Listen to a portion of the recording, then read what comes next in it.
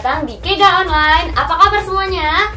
Dahsyat, luar biasa, yes, yes, yes. Kega Warrior, let's go.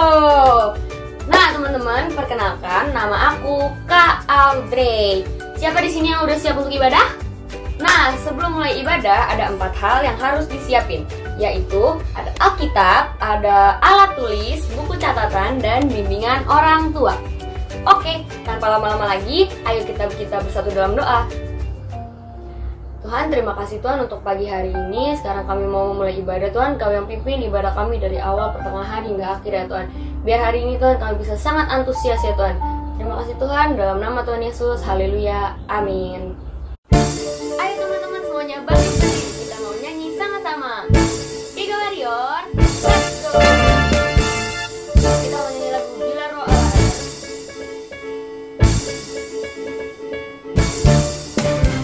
Bila Roh Allah ada di dalamku, ku kan menari seperti dut menari. Bila Roh Allah ada di dalamku, ku kan menari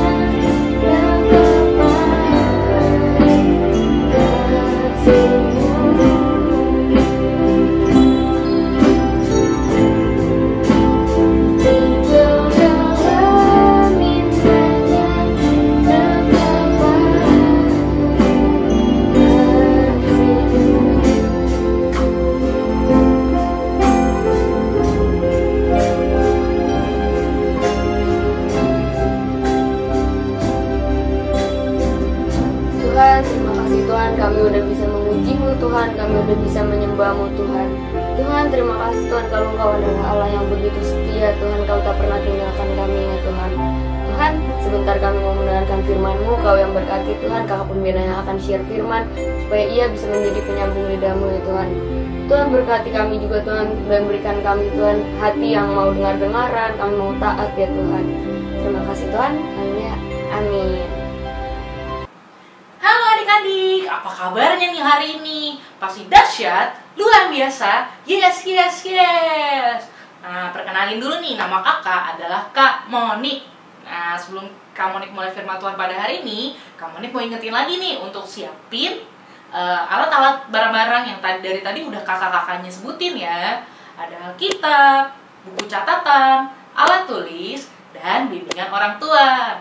Yuk, kita mulai firman Tuhan kita pada hari ini. Nah, hari ini Kak Monik mau cerita tentang satu orang yang terkenal sangat lemah lembut. Bahkan paling lemah lembut dari setiap manusia yang ada di bumi gitu. Dia yang paling lemah lembut. Kira-kira adik-adik tahu nggak nih siapa namanya? Ya, yang tahu kita sebutin sama-sama ya. 1, 2, 3. Musa. Nah, Musa ini adalah orang yang disebut paling lemah lembut ya, di Bilangan 12 ayat 3. Musa adalah orang yang lemah lembut lebih dari setiap manusia di bumi. Nah, waktu itu ceritanya saat itu Musa mau menikah nih adik-adik. Musa mau menikah tapi bukan sama orang Ibrani, melainkan sama orang Kus. Berbeda gitu, bukan sesama orang Ibrani. Ketika itu Miriam sama Harun nih saudaranya Musa itu tidak suka karena Musa menikah bukan sama orang Ibrani juga gitu. Akhirnya saat itu tuh Miriam dan Harun ngegosip, menjelek-jelekan Musa lah gitu. Mereka berdua ngomong nih, emangnya Tuhan cuma bisa bicara lewat Musa? Emangnya Tuhan gak bisa bicara lewat kita? Kan kita juga bisa menyampaikan pesan Tuhan. Bukan Musa doang yang bisa gitu. Tapi karena Musa orang yang lemah lembut ya tadi ya adik-adik, Musa tidak terpancing, Musa nggak emosi, Musa nggak marah. Mungkin kalau Kak Monik yang jadi Musa, mungkin Kak Monik udah datangin tuh marah-marah. Apa lo bilang? Coba sini bilang depan muka gue, gitu kan? Nah, tapi Musa nggak kayak gitu adik-adik. Untungnya Musa bukan Kak Monik ya.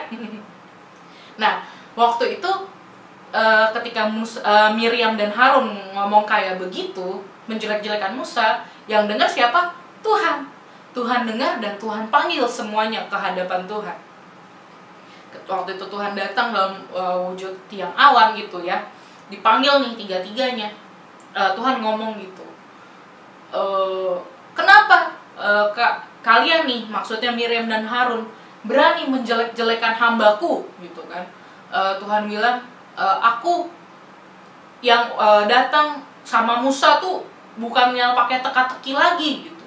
Aku benar-benar berbicara dengan Musa. Kenapa kalian berdua berani-beraninya menjelek-jelekan Musa, mengata-ngatai Musa gitu.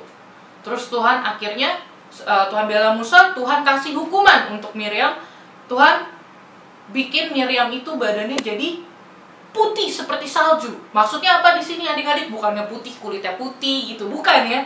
Tapi Miriam kena sakit kusta. Nah, sakit kusta ini di zaman dulu adalah sakit yang yang najis gitu adik-adik. Sehingga harus dikucilkan dari lingkungan, dikucilkan dari kotanya gitu. Nah, karena saat itu mereka bukan ada di kota ya, mereka itu lagi ada di perjalanan, di perkemahan. Jadi Miriam ini harus dikucilkan keluar dari perkemahan gitu. Ketika Harun melihat gitu ya, pas Harun nengok itu, Miriam gitu kan, dia lihat Miriam udah putih seperti salju, kusta gitu ya seluruh badannya. Harun memohon gitu kan sama Musa, Musa tolonglah, jangan hukum kami karena kebodohan kami yang kami nggak tahu. Kasihanilah dia, dikasihanin si Miriam ini gitu. Tolonglah Musa. Mungkin kalau Musa bukan orang yang lemah lembut, Musa mungkin bakalan bilang apa ya? Emang enak, makanya lu jangan kata-katain orang hamba Tuhan gitu kan. Tapi Musa bukan orang yang seperti itu adik-adik. Musa dengan rendah hatinya dia berseru sama Tuhan. Tuhan, sembuhkanlah Miriam, sembuhkanlah dia. Bukannya Musa malah manas-manasin Tuhan gitu ya, bilang udah hukum aja Tuhan. Enggak, tapi Musa malah berseru bilang, Tuhan sembuhin aja, gak apa-apa, udah sembuhin aja Tuhan. Nah, ketika itu Tuhan bilang gitu ya, apakah orang yang diludahi sama bapaknya nggak boleh menanggung malu gitu? Maksudnya Tuhan, udahlah biarin Miriam tahu akibat dari perbuatannya dia ini. Udah, jadi Miriam biarin, dikucilkanlah, malu selama 7 hari, dikucilkan keluar dari perkemahan selama 7 hari itu adik-adik.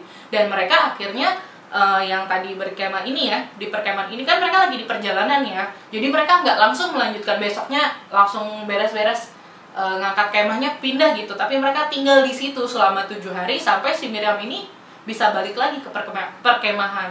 Dari cerita ini kita bisa belajar apa nih adik-adik? Nah, kita harus jadi orang yang seperti Musa, yang lemah lembut, yang walaupun sudah dikata-katain, sudah dijelek-jelekan, Musa tetap nggak marah. Musa malah bisa mengasihi saudara-saudaranya ini gitu, tetap bersikap lemah lembut. Bahkan dia yang memohon, berseru sama Tuhan untuk kesembuhan si saudaranya ini. Nah, coba kita buka Efesus 4 ayat 2. Kita baca bareng-bareng ya. 1, 2, 3. Hendaklah kamu selalu rendah hati, lemah lembut, dan sabar. Tunjukkanlah kasihmu dalam hal saling membantu. Nah, di firman ini dikatakan kalau kita harus selalu rendah hati, lemah lembut, dan sabar. Nah, kira-kira dari tadi kan disebut-sebut terus nih ya, lemah lembut, lemah lembut, lemah lembut. Apa sih artinya lemah lembut ini? Ada nggak adik-adik yang tahu lemah lembut ini artinya apa? Apa orang yang ngomongnya pelan-pelan, halus seperti ini, namanya lemah lembut adik-adik? Begitu? Begitu nggak? Atau orang yang gampang dipengaruhi orang lain, yang lemes-lemes, gitu namanya lemah lembut? Bukan ya adik-adik ya. Kalau orang yang ngomongnya, halo adik-adik, apa kabarnya hari ini? Yang kayak gitu bukan lemah lembut. Nah, belum tentu. Bisa jadi orang yang tadi ngomongnya suara kencang, yang suaranya tegas gitu ya, bisa jadi dia orang yang lemah lembut. Atau jangan-jangan orang yang suaranya lemes-lemes, kecil, halus, bisa jadi nggak lemah lembut. Karena lemah lembut tuh bukan bisa dinilai dari situ. Lemah lembut itu artinya, nih dengerin nih adik-adik kayak di garis bawahi ya, lemah lembut itu berarti memiliki prinsip. Tetap memiliki prinsip, tapi bijaksana dalam menghadapi berbagai hal, dalam menghadapi sikap-sikap orang lain, tetap bisa bersikap benar sesuai dengan firman Tuhan. Itu namanya orang yang lemah lembut. Nah, adik-adik tahu nggak nih, kenapa sih kita harus menjadi orang yang lemah lembut? Nggak jadi orang yang marah-marah aja, yang kerjaannya tiap hari bentak-bentak orang lain. Kenapa kita harus jadi orang yang lemah lembut? Ya, selain karena memang marah-marah itu nggak bagus ya adik-adik, nanti cepet tua. Yang penting ini nih adik-adik nih, kenapa kita harus lemah lembut nih? Yang pertama, karena lemah lembut itu adalah karakter Allah. Coba adik-adik buka Matius 11 ayat 29. Kamu lihat, tungguin 1, 2, 3. Udah belum? Udah ya, kita baca bareng-bareng ya. Pikulah kuk yang kupasang dan belajarlah padaku, karena aku lemah lembut dan rendah hati, dan jiwamu akan mendapatkan ketenangan. Nah, tadi ya, karena Tuhan itu apa? Lemah lembut. Disebut tuh di paling pertama, karena aku lemah lembut. Karena, nah, mau nggak nih kita menjadi serupa, maksudnya segambar dengan apa yang Tuhan mau? Pasti mau dong, karena itu kita harus lemah lembut nih adik-adik. Harus lemah lembut dan harus rendah hati gitu. Dan ketika kita belajar sama mengikuti karakter Tuhan ini, pasti kita akan mendapatkan ketenangan gitu. Dan yang kedua, lemah lembut itu adalah buah-buah roh. Siapa yang hafal buah-buah roh apa aja? Coba kita nyanyiin bareng-bareng. Kasih, sukacita, damai sejahtera, kesabaran, kemurahan, kebaikan, kesetiaan, kelemah lembutan, dan penguasaan diri. Nah, tuh ada ya kelemah lembutan adik-adik. Jadi kita harus lemah lembut karena kelemah lembutan itu adalah buah roh. Terus yang ketiga, karena lemah lembut itu adalah bukti dari kasih. Nah, kasih itu apa adik-adik? Siapa yang masih ingat waktu minggu-minggu kemarin belajar tentang kasih gitu ya? Kasih itu apa aja gitu. Nah, salah satunya adalah kasih itu pasti lemah lembut. Seperti tadi juga di Efesus 4 ayat 2 ya. Tunjukkanlah kasih kita dalam hal saling membantu. Salah satunya kita harus dengan cara yang lemah lembut. Karena lemah lembut itu orang yang mengasihi, orang yang punya kasih, hidupnya pasti lemah lembut gitu adik-adik. Tapi Kak, kalau misalnya ngomong doang kan gampang ya. Gimana sih cara prakteknya kelemah lembutan? Nah, gimana adik-adik caranya nih adik-adik? Ada yang tahu nggak? Coba kamu tungguin. Ada yang tahu? Nah, yaudah kamu kasih tahu aja ya. Nah, caranya yang pertama, kita harus mengontrol emosi perkataan kita. Coba nih, buka Amsal 15 ayat 1. Jawaban yang lemah lembut meredakan kegeraman, tetapi perkataan yang pedas membangkitkan marah. Nah, adik-adik, kalau misalnya kita lagi emosi, lagi marah, lebih baik kita diem aja adik-adik, nggak usah kita ngomong gitu ya, ngomong yang pedes-pedes gitu ke orang lain, karena itu bikin hati sakit gitu. Itu bikin kita orang lain juga jadinya marah gitu. Lebih baik kalau misalnya kita lagi moodnya lagi nggak enak, udah kita diem aja, kita berdoa, Tuhan kasih aku kesabaran, kita kontrol perkataan kita. Jadi yang keluar, apa yang keluar dari mulut kita ini adalah perkataan yang lemah lembut gitu, yang manis seperti madu. Nah, itu yang pertama. Mungkin sulit ya kayaknya adik-adik ya, tapi pasti adik-adik bisa deh. Gak mungkin adik-adik nggak bisa, karena kan tadi ya karakter Tuhan itu adalah karakter Allah tuh adalah lemah lembut gitu. Pasti kita juga bisa mengikuti karakter Allah gitu. Pasti kita bisa diberikan kekuatan gitu. Yang kedua, kita harus tunduk sama otoritas kita, mau dengar-dengaran dengan hati yang lemah lembut gitu. Ketika siapa nih otoritas kita yang udah Tuhan kasih, misalnya mama kita, papa kita, atau kakak-kakak kega, guru kita, mereka bilang sama kita gitu ya, kasih kita perintah, kasih kita nasihat, kita harus mau dengar dengan hati yang lemah lembut, yang menerima, bukan hati yang marah-marah gitu. Yang gue mau apaan sih mama? Nggak boleh kayak gitu ya. Siapa di sini yang masih kayak gitu ya? Kalau misalnya mamanya bilang, ayo mandi, Dodo, ayo baca firman Tuhan, nggak mau, apaan sih? Aku mau main game aja. Nah itu nggak lemah lembut ya adik-adik ya. Itu bukan lemah lembut itu. Nah, kalau orang yang lemah lembut, gimana responnya ketika dinasihatin? Ayo Dodo, baca firman Tuhan dulu. Oke ma, aku pasti lakuin. Nah itu namanya lemah lembut, menerima dengan hati yang lemah lembut. Terus yang ketiga, kan dari tadi nih kayaknya sulit ya untuk tunduk sama otoritas kita, untuk menjaga perkataan kita. Kayaknya nggak segampang itu kamu nih untuk dilakuin. Iya, kamu juga tahu. Nah tapi yang ketiga ini nih cara yang paling mustahil gitu, yang paling bisa dikerjain, yang pasti berhasil gitu. Yang ketiga ini adalah kita menyerahkan hidup kita sepenuhnya dalam pimpinan Roh Kudus. Pasti kita punya kekuatan untuk melakukan apa yang Tuhan mau gitu ya. Ketika kita menyerahkan diri kita nih seluruhnya dalam rencana Tuhan, pikiran kita, perbuatan kita, perasaan kita, perkataan kita, semuanya kita serahkan ke dalam pimpinan Roh Kudus, pasti kita bisa hidup dalam kelemah lembutan ini adik-adik. Nah, siapa yang percaya kita semua bisa hidup menjadi orang yang lemah lembut? Angkat tangannya. Nah, kalau kita mau menjadi orang yang lemah lembut, kita pasti bisa, karena kita punya Tuhan Yesus dalam hidup kita. Kita punya Roh Kudus dalam hidup kita yang membantu kita, yang mengarahkan kita supaya kita bisa menjadi orang yang lemah lembut. Begitu ya adik-adik ya. Mengerti ya nggak adik-adik? Pasti ngerti dong. Nah, sekarang kamu adik mau bacain ayat hafalannya ya. Coba adik-adik buka Matius 5 ayat 5. Kita baca bareng-bareng aja deh ya. 1, 2, 3. Berbahagialah orang yang lemah lembut, karena mereka akan memiliki bumi. Sekali lagi ya, bareng-bareng ya. 1, 2, 3.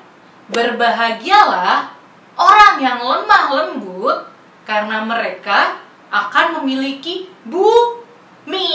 Nah, itu dia ayat hafalan kita pada hari ini. Jangan cuma dibaca doang, tapi benar-benar dihafalin ya adik-adik. Dan jangan cuma dihafalin, tapi harus dilakuin gitu. Kita harus menjadi orang yang lemah lembut. Nah, begitu adik-adik. Siapa yang percaya kita semua bisa jadi orang yang lemah lembut? Yuk, kita mau berdoa, kita mau menyerahkan hidup kita menjadi orang-orang yang lemah lembut. Mari kita lipat tangan kita tutup mata kita. Tuhan, terima kasih Bapa untuk firman yang telah kami dengarkan pada hari ini. Kiranya firman ini boleh tetap tinggal, berakar, dan bertumbuh, bahkan berbuah di dalam hidup kami ya Bapa.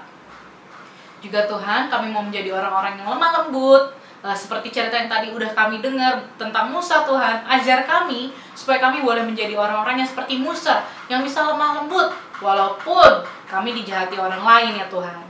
Tuhan, Kau yang memberikan kami kesabaran, Kau yang memberikan hati kami kelemah lembutan, Kau yang ajar kami untuk menjadi orang-orang yang lemah lembut ya Bapa. Terima kasih ya Tuhan. Sekarang Kak Monik mau berdoa berkat untuk adik-adik semua. Mari kita angkat tangan kita. Terimalah berkat dari Allah Bapa yang mengasihi kita, cinta kasih dan damai sejahtera dari Tuhan Yesus Kristus, dan penyertaan dari Roh Kudus menyertai kita semua dari hari ini sampai selama-lamanya. Tuhan Yesus memberkati. Amin. Nah, firman Tuhan kita pada hari ini udah selesai nih adik-adik. Gimana? Udah pada ngerti belum firman Tuhan hari ini? Kamu nih harap adik-adik bukan cuma mengerti firman Tuhannya, tapi juga adik-adik boleh lakuin menjadi orang-orang yang lemah lembut. Sampai ketemu lagi di Kega minggu depan sama kakak-kakaknya yang lain juga ya. Selamat hari Minggu, Tuhan Yesus memberkati. Dadah!